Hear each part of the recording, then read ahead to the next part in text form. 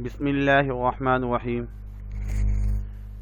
नहमदुहु व नुसल्ली अला रसूलिहिल करीम अम्मा बाद फ़अऊज़ु बिल्लाहि मिनश शैतानिर रजीम बिस्मिल्लाहिर्रहमानिर्रहीम रब्बी ज़िदनी इल्मा रब्बी ज़िदनी इल्मा रब्बी ज़िदनी इल्मा। तमाम सामिईन और तलबा व तालिबात को मेरी तरफ से अस्सलामु अलैकुम। अज़ीज़ तलबा, आज का लेक्चर बहुत ही अहम है, जिसमें क्वेश्चन नंबर 8 और 9 सेक्शन जीम, सेक्शन सी, हिस्सा जीम आज हम पढ़ेंगे। 80% स्टूडेंट इस सेक्शन को बिल्कुल ही छोड़ देते हैं, क्योंकि ये सेक्शन जो है वो 30 मार्क्स का होता है, 30 नंबर का, और अक्सर स्टूडेंट इसको छोड़ देते हैं। क्यों छोड़ते हैं? इसको समझा नहीं होता, पढ़ा नहीं होता, इसलिए छोड़ देते हैं और बाकी पेपर करते करते थक चुके होते हैं, क्योंकि बहुत लेंदी पेपर होता है उर्दू का, और इसको छोड़ के ही आ जाते हैं, इसलिए उनके नंबर कम आ रहे होते हैं। बेटा, इसमें कोई इतना मुश्किल नहीं होता, सिर्फ समझना होता है कि इसमें लिखना क्या है। क्वेश्चन नंबर 9 में ये 15 नंबर का है, और इसमें सबसे पहले जो है हमें नसर निगार पर तबसरा लिखना है। हमने उसकी नसर पर तबसरा करना हमने, और उसकी खुसूसियात लिखनी होती है, या मजमून लिखना होता है। मजमून 3-4 पेजेस का लिखना हमारे लिए बहुत मुश्किल है। हमारे पास अल्फाज का इतना ज़ख़ीरा नहीं होता कि हम 3 से 4 पेजेस का मजमून लिख सकें। इसलिए मैं अक्सर यही कहा करता हूँ कि नसर निगार की खुसूसियात पर जो तबसरा है उसको लिखा जाए तो ज़्यादा आसानी है। इसमें सबसे पहले आपने जिसके बारे में भी लिख रहे हैं, उम्दा तमहीद, इब्तिदाइया लिखना है, उसकी खुसूसियात लिखनी है। उसके बाद नंबर बे में जो आपने लिखना है वो 10 से 12 तक खुसूसियात लिखनी है। उसमें तकरार ना हो, ऐसी तकरीर जो है ना, खुसूसियात ना हो कि बार बार वही आ रही हों, और हर खुसूसियत की वजाहत के लिए मुनासिब अल्फाज, मगर शरई मिसाल की तर्ज पर नसरी टुकड़े तहरीर करने की ज़रूरत नहीं। अगर कोई शेर वगैरह आता है या नसरी टुकड़े जो है ना, इसकी ज़रूरत नहीं होती। अगर हो जाए मुनासिब अल्फाज तो मुनासिब हैं। इसके बाद 3 या 4 मुस्तनद नाक़िदीन की आरा, उनके बारे में दूसरे जो मुस्तनद माने हुए जो नाक़िदीन हैं वो उनके बारे में क्या अच्छाई बयान कर रहे हैं, उसके बारे में है। तो आज हम जो पढ़ेंगे इंशाअल्लाह अज़ीज़, सर सईद अहमद ख़ान के बारे में पढ़ेंगे। बेटा, ये सर सईद अहमद ख़ान हैं, 1817 में पैदा हुए हैं और 1898 में इनका इंतकाल हुआ है। और वालिद का नाम इनका जो है मीर मुत्तकी अहमद ख़ान, जो है सईद अहमद इनका नाम है, सईद अहमद ख़ान। सर जो है अंग्रेज़ों की तरफ से इनको खिताब मिला था, और एक दरवेश मिशन बुजुर्ग थे इनके वालिद साहब। वालिदा ख्वाजा मीर दर्द जैसे सूफ़ी ख़ानदान से ताल्लुक़ रखती थी। लड़कपन और जवानी में भी इन्होंने इस ज़माने में भी फ़ारसी, अरबी और दीगर उलूम की अच्छी तालीम पाई, बल्कि वक्त के नामवर आलिमों और अदीबों की सोबत से भी फैज़याब हुए। मिर्ज़ा गालिब, मोमिन ख़ान मोमिन, इब्राहिम अली ज़ौक़, साहबाई और शेफ्ता जैसे बाकमाल लोगों से सर सैयद का ताल्लुक़ अक़ीदतमंदाना था। तालीम से फ़राग़त के बाद सर सैयद अंग्रेज़ी हुकूमत के मुलाजिम हो गए और महकमा कानून के मुख्तलिफ़ ओहदों पर फाइज रहे, और मुल्क के मुख्तलिफ़ मकामात पर उनका तबादला होता रहा, यानी ट्रांसफ़र होती रही मुल्क के मुख्तलिफ़ मकामात में, कभी इधर कभी दूसरी जगह। इसके बाद अब इनकी तसनीफ़ कौन कौन सी हैं? नंबर 1 जो है वो होता है असारुस सनादीद, असबाब बगावत हिंद। ये तो अगर खुतबात अहमदिया, तारीख़ बजनौर, आइन अकबरी, जलाल क़ुलूब, अलीगढ़ इंस्टीट्यूट اور تہذیب الاخلاق۔ بیٹا یہ تو آپ نے سن لی اور دیکھ بھی لی، لیکن جب تک ہم بکس کو نہیں دیکھیں گے تو وہ ذہن نشین نہیں ہوگی اور اس کو یاد کرنا مشکل ہوگا۔ یہ بیٹا تہذیب الاخلاق جو انہوں نے رسالہ لکھا، نمبر 8 پہ جو لکھا ہوا تہذیب الاخلاق، یہ ان کا رسالہ ہے۔ آثار الصنادید نمبر 1 پہ جو آثار الصنادید کتاب ہے یہ ہے۔ اسباب بغاوت ہند نمبر 2 میں جو اسباب بغاوت ہند ہے وہ بیٹا کتاب ہے۔ یہ سرکشی ضلع بجنور نمبر 4 میں جو ہے تاریخ بجنور ہے، اور نمبر 7 میں لکھا ہوا علی گڑھ انسٹیٹیوٹ، بیٹا یہ علی گڑھ انسٹیٹیوٹ ہے، اور اس پہ انہوں نے کچھ کتابیں بھی لکھی۔ اسلوب تحریر کس قسم کی تحریر تھی، اس کا اسلوب کیا تھا، طریقہ کیا تھا۔ سر سید احمد خان کو جدید اردو کا بانی کہا جاتا ہے، اردو نثر کے بانی ہیں سر سید احمد خان۔ انہوں نے اپنے قلم کے ذریعے اپنی خوابیدہ قوم کو ترقی کی راہیں اختیار کرنے پر آمادہ کیا۔ قلم کے ذریعے، اپنی تحریروں کے ذریعے، اور خاص طور پہ جو انہوں نے تہذیب الاخلاق جو رسالہ جو ہے نا لکھا، اس کے ذریعے جو قوم سوئی ہوئی تھی ان کو جگایا۔ آپ کی تحریر ہیر رانجھا اور شیریں فرحات کے قصے کہانیوں پر مشتمل ہونے کے بجائے ہمیشہ بامقصد اور انقلابی رہی۔ اس میں تمام کی تمام اصلاح کی باتیں ہوا کرتی تھی۔ ہنسی مذاق اور ہیر رانجھے وغیرہ کی کہانیاں اس قسم کی نہیں تھیں، بلکہ ایک بامقصد ہوا کرتی تھی۔ آپ کے اسلوب تحریر کی نمایاں خصوصیات درج ذیل ہیں۔ بیٹا یہ خصوصیات آپ نے یاد کرنی ہے۔ سادہ نگاری، سادہ لکھنے والے۔ سر سید سے پہلے اردو نثر بھی شاعری کی طرح بوجھل ہو رہی تھی۔ اردو نثر کے اندر بھی جو ہے نا بہت زیادہ جیسا شاعری میں سمجھ نہیں آتی، ایسے اردو نثر اگر ہم افسانے پڑھیں میر امن دہلوی کے تو ہمارے لیے بہت ہی مشکل ہوگا، اور سرور کے دہلوی کے اس میں سمجھنا بہت مشکل ہے، لیکن انہوں نے جو ہے نا بہت ہی سادہ اپنی اردو کی نثر نگاری کی۔ ادائے مطالب میں تشبیہات اور استعارات کا رواج عام تھا۔ سر سید نے نثر کو تکلفات اور بے جا طوالت سے پاک کر کے سادہ مگر سنجیدہ انداز بخشا، یعنی انہوں نے زیادہ تشبیہات کو استعمال نہیں کیا، زیادہ استعارات کو استعمال نہیں کیا، بالکل سادہ اور عام فہم تاکہ اس کو ہر بندہ سمجھ سکے۔ خوش قسم کی علمی، ادبی، دینی اور معاشرتی مسائل کو ایسے سادہ اور رواں انداز میں بیان کیے کہ پڑھنے والا اکتاہٹ محسوس نہیں کرتا تھا، انہیں آسانی سے سمجھ میں آتی ہے۔ ان کی جتنی بھی نثر نگاری ہیں، جو بھی انہوں نے لکھا ہے۔ ایک اور ہے عامیانہ پن۔ سر سید کی تحریر میں کہیں کہیں زبان کا پرانا پن پایا جاتا ہے، پرانی جیسا ہندی زبان تھی، کبھی کبھی اسلوب میں ڈھیلا پن بھی آ جاتا ہے۔ بعض اوقات وہ قواعد و زبان کی پابندی بھی بے نیاز ہو جاتے، اور عامیانہ الفاظ کا استعمال بھی ان کے ہاں ملتا ہے، ان پرانے زمانے کا جو الفاظ ہے وہ ملتا ہے۔ انگریزی الفاظ کا استعمال۔ سر سید احمد خان جو ہے ان کی تحریر میں بعض دفعہ انگریزی الفاظ کی بھرمار بھی ذوق سلیم پر گراں گزرتی ہے۔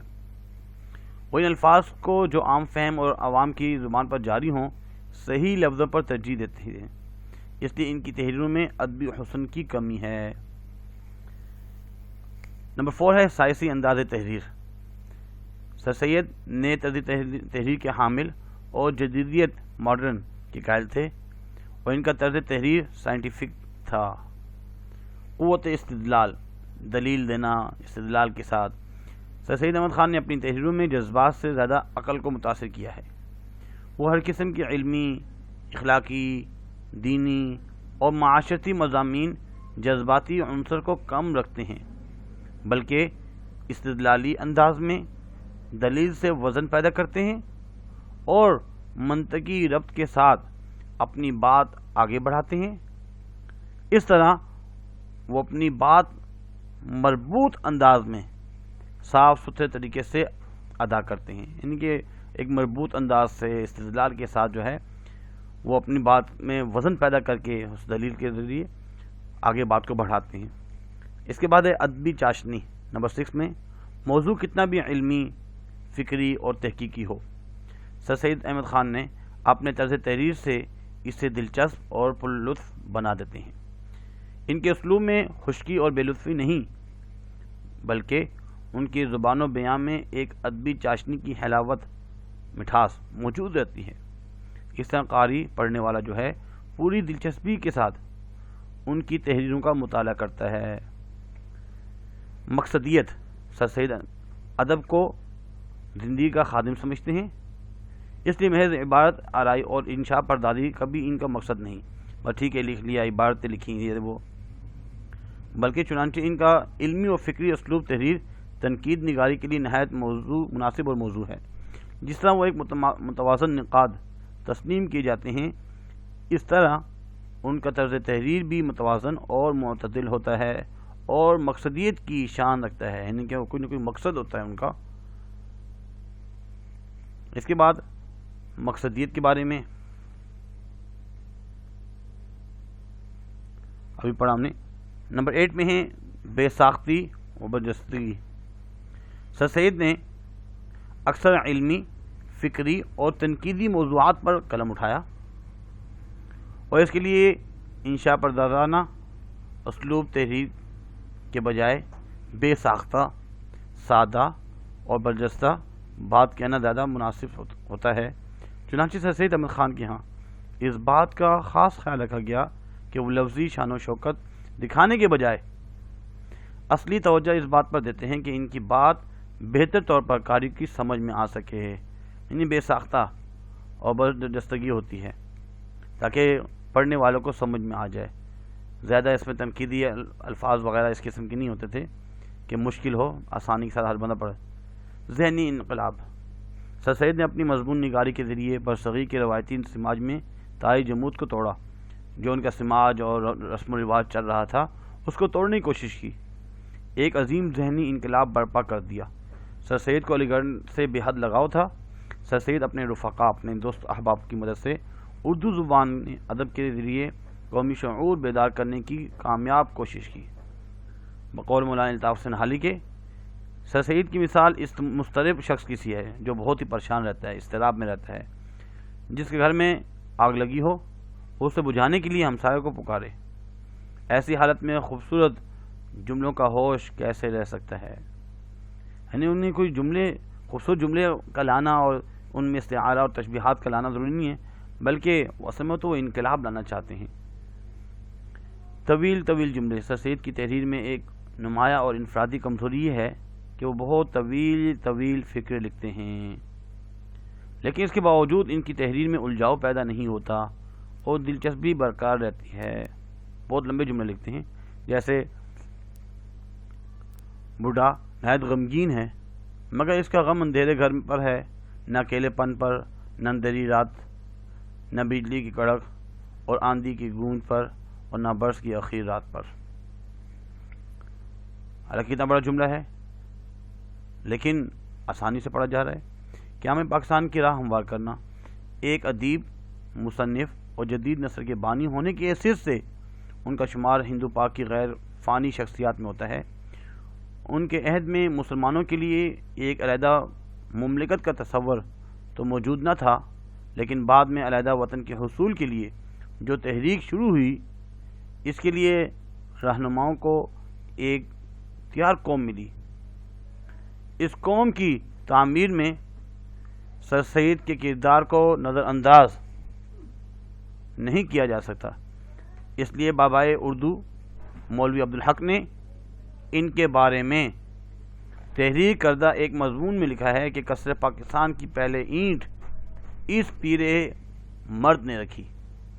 مولوی عبدالحق فرما رہے ہیں کہ پاکستان بنانے میں کثر پاکستان کا جو بنگلہ کثر بنانے میں پہلی اینٹ اس پیر مرد نے یعنی کہ سر سید احمد خان نے رکھی ہے۔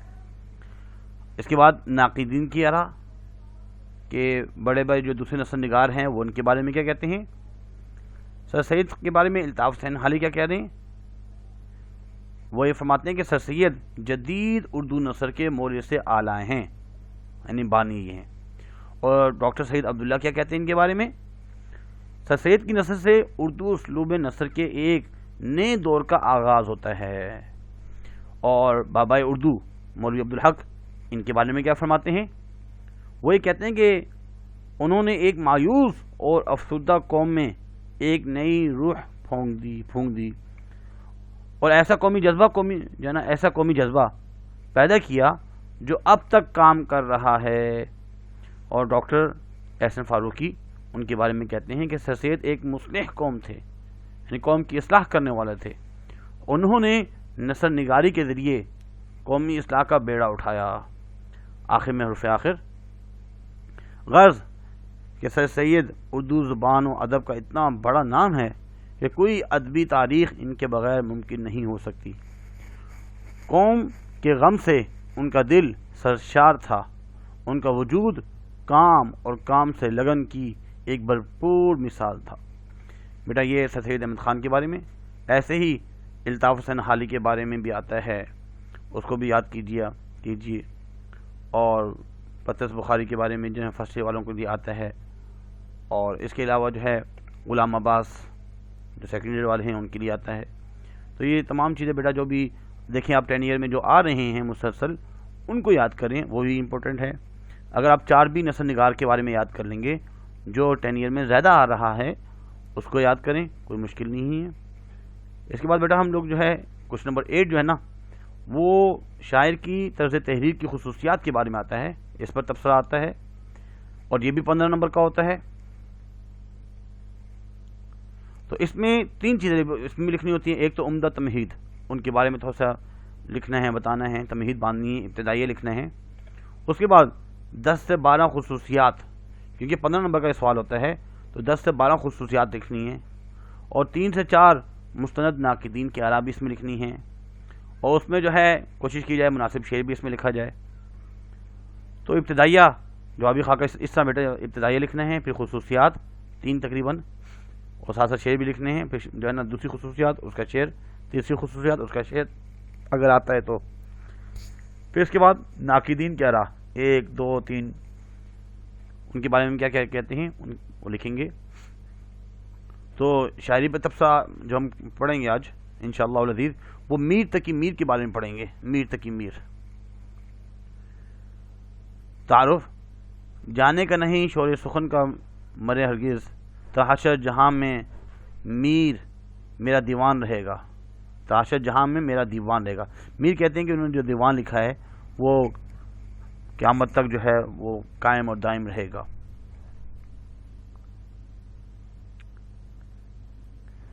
اس عظیم شاعر کا نام محمد تقی اور تخلص میر تھا۔ 1723 میں آگرہ میں پیدا ہوئے، اس کے اکبر آباد میں۔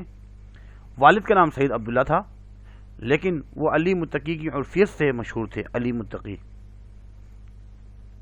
میر کی شاعرانہ تعلی اپنی جگہ ایک مسلم حقیقت ہے۔ شاعرانہ تعلی، علو، بہت زیادہ بڑھ کے اس دور کے شعراء اور نقادوں نے خدائے سخن تسلیم کیا۔ ان کے بارے میں کہا کہ بھائی یہ خدائے سخن ہیں، شہنشاہ تغزل بھی انہیں کہا جاتا ہے۔ مشہور تصنیف جو ہے میر تقی میر کی غزلوں کے 6 دیوان ہیں، دیوان جو غزلوں کے، اور آپ نے ذکر میر کے نام سے آبیتی بھی لکھی۔ اب ان کی کتابیں بھی دیکھتے ہیں۔ میر تقی میر، یہ بیٹا دیوان میر ہے، یہ 6 دیوان میر ہیں۔ اس طریقے سے دیوان میر جو ہیں ان کی غزلوں کا مجموعہ اس میں ہے۔ ایک اور ہے ان کی کلیات میر، میر کی جتنی بھی چیزوں کو غزلوں کو جمع کیا گیا ہے کل کو، میر تقی میر کی۔ ایک اور جو ہے یہ ذکر میر، یہ میر کی آپ بیتی ہے کہ انہوں نے کس طرح زندگی گزاری اس کے بارے میں۔ اور ایک اور جو ہے تذکرہ نکات الشعراء، شعراء کے جو نکات ہیں اس کا تذکرہ اس میں ہے، ذکر کیا گیا ہے۔ یہ میر کی کتابیں جو مشہور ہیں تصنیف۔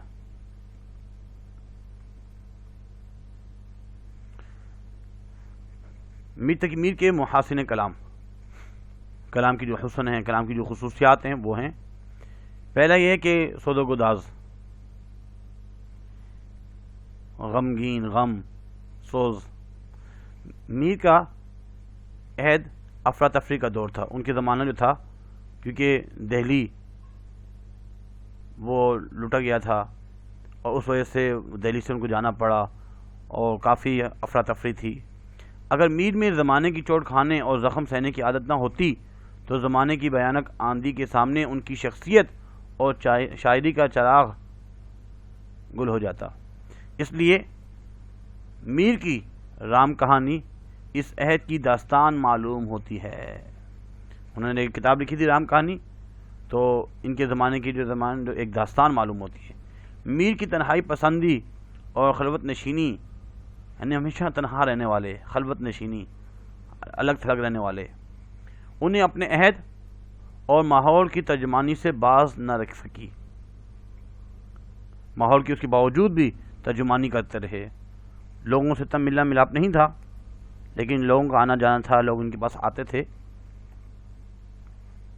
اور اس عہد کی افراتفری، ذہنی انتشار، سکون کی تلاش، شرفاء کی پریشان حالی اور معاش کی قلت کی جیتی جاگتی تصویریں ہمیں ان کے کلام سے ملتی ہیں۔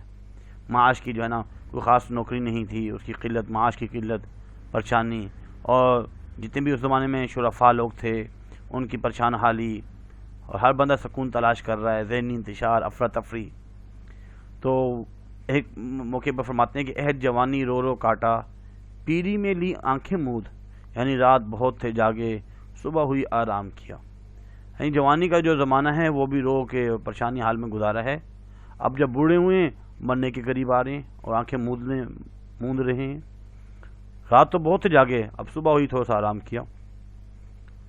مجھ کو شاعر نہ کہو میر صاحب کہ میں نے درد و غم کتنے کیے جمع تو دیوان کیا۔ 6 دیوان جو انہوں نے لکھے ہیں، اتنی آسانی سے 6 دیوان غزلوں کے لکھنا مشکل ہے، یہ اتنا آسان نہیں ہے۔ تو یہاں فرمان چاہ رہے ہیں کہ میں نے وہ جو درد و غم کی جو دیوان میں نے جمع کیے لکھے ہیں، وہ اتنی آسانی سے نہیں لکھے۔ اس کے بعد ہے تصور عشق۔ میر کی دنیا میں عشق کی حکمرانی ہے، جس میں ان کے خاندان کی تہذیب اور معاشرتی روایات کو بڑا دخل ہے۔ ان کو شروع ہی سے عشق و محبت کی تعلیم دی گئی۔ اکثر کلام پیش نظر ہے، ایک ہوک سی دل میں اٹھتی ہے، ایک درد جگر میں ہوتا ہے، ہم راتوں کو اٹھ کر روتے ہیں جب سارا عالم سوتا ہے، دل تڑپے ہے جان کھپے ہے، حال جگر کیا ہوگا، مجنون مجنون لوگ کہے ہیں، مجنون کیا ہمسا ہوگا۔ یہ تصور عشق۔ اس کے بعد ہے درد و علم۔ درد اور مصیبت، مصائب، آلام، یہ ان کی خصوصیات میں سے ہیں۔ غم انسانی زندگی کا لازمی جز ہے، ہر انسان کے جو ہے نا زندگی میں ایک لازمی جز ہے غم۔ انسانیت غم سے اور زیادہ سنورتی ہے۔ انسانیت جو ہے اگر اس کو سنوارنا ہے تو غم ہی کی وجہ سے وہ سنورتی ہے۔ یہ غم ہی ہے جس نے میر کی شاعری میں حسن، موسیقیت، معصومانہ تخیل اور روانی متاثر پیدا کر دیا ہے۔ درد و علم کی وجہ سے مجھے کام رونے سے اکثر ہے ناصح، مجھے کام رونے سے اکثر ہے ناصح، تو کب تک میرے منہ کو دھوتا رہے گا، سینہ تمام چاک ہے سارا جگر ہے داغ، ہے نام مجلسوں میں میرا میر بد دماغ۔ درد و علم ہے جذبات کی قربانی۔ ان کی خصوصیات میں سے خصوصیت یہ ہے کہ جذبات کی قربانی۔ جب میر اپنے احساسات اور تاثرات کی صفائی اور درد انگیزی کے ساتھ بیان کرتے ہیں تو ان کے اشعار میں ایسا ترنم پیدا ہوتا ہے گویا ان کی روح موسیقی میں آبسی ہے۔ وہ الفاظ میں ایسا جادو بھر دیتے ہیں جس سے دل پر چوٹ سی لگتی ہے۔ میر نے اپنے غم انگیز وجدان سے ایک الگ دنیا تعمیر کی ہے جو اپنی عظمت اور رنگ و روپ کے اعتبار سے بالکل نہیں ہے۔ ان کی شاعری میں رمزیت بھی پائی جاتی ہے۔ اکثر کلام پیش نظر ہے، یعنی کہ جذبات سے کا عکس جو ہے وہ بیان کیا جاتا ہے۔ ہمارے آگے تیرا جب کسی نے نام لیا، اصل میں کتاب میں جو لکھا ہے کسو نے نام لیا، دل ستم زدہ کو ہم نے تھام لیا۔ یہ جذبات کی قربانی۔ خودداری ایک ان کی جو ہے نا خصوصیت یہ بھی ہے، خودداری۔ میر کی ایک اور خصوصیت ان کی غیرت اور خودداری ہے۔ وہ امراء اور رؤساء سے میل جول کو پسند نہ کرتے تھے، بالکل الگ تھلگ رہنے والے۔ امیروں کے ساتھ اٹھنا بیٹھنا، رئیس لوگ جو ہیں، رؤساء رئیس، ان کے ساتھ میل ملاپ میل جول جو ہے نا پسند نہیں کرتے تھے، الگ تھلگ رہتے تھے، تنہا پسند تھے۔ اس سے ان کی خودداری کو ٹھیس نہ لگے، وہ بے حد کم گو اور آزاد طبیعت واقع ہوئے تھے، بہت کم بولنے والے، آزاد طبیعت کے مالک۔ مفلسی اور درویشی نے ان کی اعلیٰ ظرفی کو اور بلند تر کر دیا۔ غربت کی سی، درویشی کی سی، مفلسی کی سی زندگی گزاری تھی، اس کی وجہ سے ان کا جو معیار ہے اعلیٰ ظرف اور مزید بڑھ گیا۔ اسی خودداری کی واضح جھلک ان کے کلام میں پائی جاتی ہے۔ مثال کے طور پر، آگے کسی کے کیا کریں دستے طمع دراز، ہاتھ سو گیا ہے سرہانے دھرے دھرے۔ اس کے بعد تصوف اور فلسفے کی باتیں ہیں، عشق حقیقی کی بات بھی انہوں نے بیان فرمائی ہے۔ میر تصوف کے نہیں تغزل کے شاعر ہیں، اصل میں یہ تغزل کے شاعر ہیں، شہنشاہ تغزل ہیں، لیکن اس دور کے رواج کے مطابق ان کی شاعری میں عارفانہ اللہ سے کو متعارف کروانا مضامین بھی ملتے ہیں۔ اسی طرح ان کی شاعری میں فلسفہ کا اثر بھی پایا جاتا ہے، لیکن یہ فلسفہ کوئی ٹھوس حقیقت نہیں ہے۔ مثلا آفاق کی منزل سے گیا کون سلامت، یعنی اس دنیا سے کون سلامت گیا، اسباب لٹا راہ میں یہاں ہر سفری کا، یعنی کہ اس دنیا کے اندر یہاں ہر سفری کا، ہر مسافر کا، انسان کا جو ہے وہ جو اسباب ہے وہ یہیں کے ہی لٹا رہا۔ سرسری تم جہاں سے گزرے ورنہ ہر جا جہاں دیگر تھا۔ عام فہم انداز، ان کے اکثر جو ہے اشعار سمجھ میں آتے ہیں، عام فہم انداز میں یہ شعر و شاعری کرتے ہیں۔ میر کے کلام کی ایک خصوصیت یہ ہے کہ ان کا انداز نہایت عام فہم ہے، جس کو ہر عام و خاص آسانی سے سمجھ سکتا ہے۔ میر اپنے کلام کے بارے میں خود کہتے ہیں، شعر میرے ہیں گو خواص پسند، گفتگو پر مجھے عوام سے ہے، گفتگو پر مجھے عوام سے، یعنی کہ عوام سے میں نے گفتگو کرنی ہے، اس لیے میرے شعر جو ہے وہ بالکل ہی سادے ہوتے ہیں تاکہ ہر عوام الناس جو ہے اس کو سمجھ سکیں۔ اس کے بعد ہے وہ ثنائے اور بدائے۔ میر کا جو اسلوب ہے اسالیب بیان پر بڑی قدرت حاصل تھی۔ انہوں نے اکثر فارسی تراکیب اور ان کے ترجموں کو انتہائی خوبصورتی سے اپنے کلام میں سمویا ہے۔ اسی طرح تشبیہیں و استعارے جو ہر شاعری کی جان ہوتی ہے، اگر خوبصورتی سے برتے جائیں تو شعر کا حسن دوبالا کر دیتے ہیں۔ میر نے ان کا استعمال بھی دلکش انداز میں کیا ہے۔ اکثر کلام پیش ہے بیٹا انہوں نے ثنائے اور بدائے بھی استعمال کیے ہیں، تشبیہات اور استعارے وغیرہ، ان کا جو ہے نا بہت زیادہ جو ہے استعمال کیا ہے۔ ناز کی اس کے لب کی کیا کہیے، پنکھڑی ایک گلاب کی سی ہے، بہت ہی مشہور ان کا شعر ہے۔ میر ان نیمے باز آنکھوں میں ساری مستی شراب کی سی ہے۔ اس کے بعد رمزیت و امائیت۔ شاعری عموماً اور غزل خصوصاً مزح و ایمان کا فن ہے، یعنی بات کو ڈھانک چھپا کر بیان کرنا، بات کو چھپا کر یعنی ڈھانک کر چھپا کر اس کو بیان کرنا بات کو۔ اپنے کلام کی اس خصوصیت کا اظہار میر اپنے اس شعر میں کر رہے ہیں، رمزیت اور امائیت، چھپانا، ڈھانکنا۔ کہا میں نے کتنا ہے گل کا ثبات، کلی نے یہ سن کر تبسم کیا، یعنی مسکرائی۔ موسیقیت۔ میر نرم اور لطیف الفاظ کو اپنے اشعار میں نہایت سلیقہ مندی سے استعمال کرتے ہیں۔ اس طرح ان کے کلام میں نغمگی اور موسیقی کی کیفیت پیدا ہوتی ہے، جیسے کوئی نغمہ پڑھ رہا ہو، گا رہا ہو، کوئی موسیقی سن رہا ہو۔ یہ خوبی میر کی ان غزلوں میں خاص طور پر نمایاں ہیں جو طویل بہروں میں کہی گئی ہے، طویل بہروں میں، ان کی لمبی جو ہے جو ان کی غزلیں ہیں۔ پتا پتا بوٹا بوٹا حال ہمارے جانے ہیں، جانے نہ جانے گل ہی نہ جانے باغ تو سارے جانے ہیں۔ ایسے موسیقی انداز میں انہوں نے بہت ہی پیارے انداز میں غزلیں اور جو ہے نا شعر لکھے۔ اس کے بعد بیٹا آخری بات جو رہ گئی ہماری یہ تو تمام خصوصیات آپ نے کچھ مشکل وقت ہیں، 10 خصوصیات جو ہیں وہ تھوڑی سی سمجھ لی آپ نے۔ ایک تو سوز و گداز، پریشانی، زخم، ظلم و ستم کی باتیں، تصور عشق، عشق کے تصور کی باتیں، اپنے عشق کی باتیں، عشق کا تصور کرنا، درد و الم،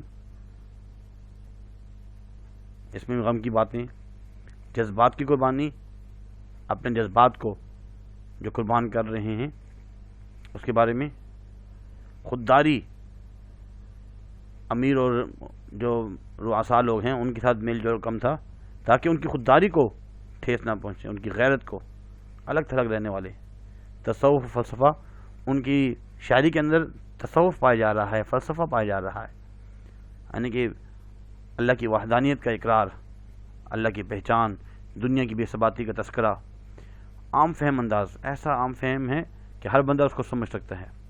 ثنائے اور بدائے بھی استعمال کر رہے ہیں، مطلب اس میں تشبیہات اور استعارے اور تلمیح کا بھی بیان کیا جا رہا ہے۔ جتنی بھی فنی خوبیاں جو ہوتی ہیں وہ تمام کی تمام اس میں پائی جا رہی ہوتی ہیں۔ رمزیت اور امامیت، اس سے مراد یہ ہے کہ بات کو چھپا کر، ڈھانک کر جو ہے بیان کیا جاتا ہے، وہ مکمل ہر چیز واضح نہیں کی جاتی۔ موسیقیت، ایسا لگتا ہے کہ کوئی نغمہ پڑھ رہا ہے، کوئی موسیقی گانا وغیرہ گا رہا ہے، ایسے ان کی جو طویل بحریں۔ اس کے بعد ناقدین کیا رہا، مجنون گورکھپوری کہتے ہیں کہ اردو شاعری بھی اپنی خدا رکھتی ہے اور میر کہلاتا ہے، اور وہ میر کہلاتا ہے۔ اردو شاعری بھی اپنا خدا رکھتی ہے اور وہ میر کہلاتا ہے۔ اور ڈاکٹر عبداللیث کہتے ہیں کہ میر تقی، میر جو ہے نا وہ شہنشاہ سخن ہے، ان کا کلام جیسا ان کے زمانے میں مقبول تھا ویسا آج بھی مقبول ہے، بلکہ دور جدید میں غزل کی احیا کے ساتھ طرز میر کی طرف رجعت ایک اہم رجحان ہے، جس سے میر کی کے کلام کی ہماگیر، آفاقیت اور ابدیت کا ثبوت ملتا ہے۔ مولوی عبدالحق کہتے ہیں کہ میر تقی میر سرتاج الشعراء اردو ہیں، ان کا کلام اسی ذوق و شوق سے پڑھا جائے گا جیسے سعدی کا کلام فارسی زبان میں۔ ڈاکٹر سید عبداللہ کہتے ہیں کہ اردو کے بہت کم شاعروں کو یہاں حقائق کی جستجو کے لیے اتنی تڑپ پائی جاتی ہے جتنی کہ میر کے کلام میں۔ اور غالب کے کہتے ہیں ریختے کہ تم ہی استاد نہیں ہو غالب، کہتے ہیں اگلے زمانے میں کوئی میر بھی تھا۔ اور ذوق کہتے ہیں ابراہیم علی ذوق، جیسے کہ پہلے ہی بتایا گیا تھا کہ یہ جو ہے ابراہیم علی ذوق جو ہے بہادر شاہ ظفر کے استاد ہیں، وہ کہتے ہیں نہ ہوا پر نہ ہوا میر کا انداز نصیب، ذوق یاروں نے بہت زور غزل میں مارا۔ ابن انشا ان کے بارے میں کہتے ہیں ایک بات کہو تو انشا جی، تمہیں ریختہ کہتے ہوئے عمر ہوئی، تم ایک جہاں کا علم پڑھے، کوئی میر سا شعر کہا تم نے، کتنی بھائی بات کی۔ ایک بات کہو تو انشا جی، یعنی انشا جی ایک بات تو کہو، تمہیں ریختہ کہتے عمر ہوئی، یعنی کہ اردو پڑھتے ہوئے، اردو سمجھتے ہوئے، ریختہ کو پرانے زمانے میں اردو ہی کو ریختہ کہا جاتا تھا، یعنی کہ عمر بیت گئی ریختہ پڑھتے ہوئے، کہتے ہوئے، اردو پڑھتے ہوئے، سمجھتے ہوئے۔ تم ایک جہاں کا علم پڑھے، یعنی کہ تم نے جو نا پوری دنیا کا جتنا بھی علم ہم سے ہو سکا پڑھتے رہے۔ کوئی میر سا شعر کہا تم نے، جیسے میر نے جو شعر کہے ہیں ایسا بھی کوئی شعر تم نے کہا ہے۔ حسد موہانی ان کے بارے میں کہتے ہیں شعر میرے بھی ہیں پردرد لیکن حسرت، حسد موہانی، میر کا شیوہ گفتار کہاں سے لاؤں، یعنی کہ درد مندی والے اشعار حسد موہانی کہتے ہیں میرے بھی ہیں، لیکن جو میر کا شیوہ گفتار، گفتگو کرنے کا جو طریقہ ہے، شیوہ ہے، وہ میں کہاں سے لاؤں۔ تو بیٹا یہ جو ہے نا تمام باتیں جو ہم نے اس میں پڑھی، امید ہے کہ آپ کو سمجھ میں آئی ہوں گی، اس میں کوئی خاص مشکل بات نہیں ہے۔ ناقدین کے آراء جو ہے لازمی لکھنی ہوتی ہیں، کچھ اشعار والی یاد کر لیں آپ، اور اس کے علاوہ 10 خصوصیات ہیں، اس کو 3-4 دفعہ آپ پڑھیں گے تو یاد ہو جائیں گی، لکھیں اس کو ساتھ ساتھ۔ اور اس کے بعد جو ہے تھوڑا سا یہ تعارف وغیرہ جو ہے ان کا، کتابوں کے نام، تصانیف جو مشہور تصانیف ہیں اس کو بھی بیٹا یاد کیجیے۔ जवाबी खाका आपके सामने है। और सर सईद अहमद खान के बारे में हमने जो पढ़ा वो भी आपके जहन में होना चाहिए कि हमने क्या क्या चीज़ें पढ़ी। आज के लिए बेटा इतना ही काफ़ी है। एक दफ़ा स्लाइड को दोबारा चला लेते हैं ताकि आपके जहन में हो जाए क्या क्या पढ़ा हमने सर सईद अहमद खान की नसर निगारी के बारे में। उनकी तसानीफ़ कौन कौन सी हैं? तहज़ीबुल अखलाक, असारुल सनादीद, असबाब बगावत हिंद, सरकशी ज़िला बिजनौर और ये अलीगढ़ इंस्टीट्यूट, और ये तमाम उनकी जो खुसूसियात हैं वो पढ़ी हमने। इसके बाद नाक़िदीन क्या रहा क्या है, हर्फ़ आखिर, और सवाल नंबर 8 जो हमने लिखना होता है उसका जवाबी खाका है, इब्तिदाइया, खुसूसियात और नाक़िदीन क्या रहा। शायरी पे तबसरा कर रहे हैं अब मीर तकी मीर, और उनकी जो किताबें हैं दीवान मीर, कुल्लियात मीर और ज़िक्र मीर जो कि इनकी आबीती है, तज़किरा निकात शुआरा, और ये जो है इनकी कुछ मुहासिन हैं, कुछ खुसूसियात हैं, उसको आपने समझना है। और आखिर में नाक़िदीन क्या है इनके बारे में। उम्मीद करते हैं आज का लेक्चर आपको समझ में आया होगा और उसको बेटा याद भी करना है, समझना भी है। और 30 नंबर का तो ये है 30 नंबर का। और अक्सर जो है ना, अगर आप 10 ईयर में देखें, मीर तकी मीर, मिर्ज़ा गालिब और मीर दर्द, इन तीनों का तो अक्सर इन तीनों में से एक लाजमी आता रहता है, और मीर तकी का तो अक्सर ही आता रहता है, और सर सईद अहमद खान का भी अक्सर आता रहता है। तो उम्मीद करते हैं कि आज का लेक्चर आपको समझ में आया होगा और आपने इसको समझना भी है, याद भी करना है। अल्लाह हाफिज़।